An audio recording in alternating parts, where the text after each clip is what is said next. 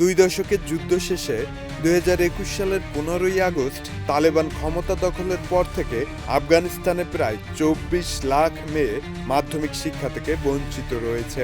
জাতিসংঘের শিক্ষা, বিজ্ঞান ও সংস্কৃতি বিষয়ক সংস্থা ইউনেস্কো এ তথ্য জানিয়েছে। শুরুতে নারীদের পড়াশোনা চালিয়ে যাওয়ার আশ্বাস দেওয়া হলেও 2022 সালের মার্চে মেয়েদের মাধ্যমিক শিক্ষা এবং ডিসেম্বরে বিশ্ববিদ্যালয়ে যাওয়া নিষিদ্ধ করে তালেবান সরকার। যদিও এগুলোকে সাময়িক পদক্ষেপ বলা হয়েছিল, তবে তা এখনো প্রত্যাহার করা হয়নি। ইউনেস্কোর তথ্য অনুযায়ী চলতি বছর শিক্ষাবঞ্চিত মেয়েদের সংখ্যা আরও 2 লাখ বেড়েছে। নিষেধাজ্ঞা বহাল থাকলে 2030 সালের মধ্যে এই সংখ্যা 40 লাখ ছুঁতে পারে। ইউনেস্কো সমন্বয়কারী হুদা জাবেরিয়ান জানান, আফগানিস্তানই বিশ্বের একমাত্র দেশ যেখানে নারীদের শিক্ষায় আনুষ্ঠানিকভাবে নিষেধাজ্ঞা রয়েছে। শিক্ষার ক্ষেত্রে 5 বছর এই বিরতি একটি পূর্ণাঙ্গ মাধ্যমিক পর্যায়ের সমমান।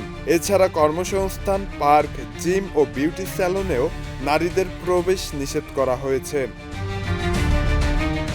জাতিসংঘ এই ব্যবস্থাকে লিঙ্গভিত্তিক বর্ণবাদ হিসেবে অভিহিত করেছে। তবে 5 বছর পেরিয়ে গেলেও তালেবান প্রশাসনকে আনুষ্ঠানিকভাবে স্বীকৃতি দিয়েছে কেবল রাশিয়া। শব্দ নীল, দেশ রূপান্তর।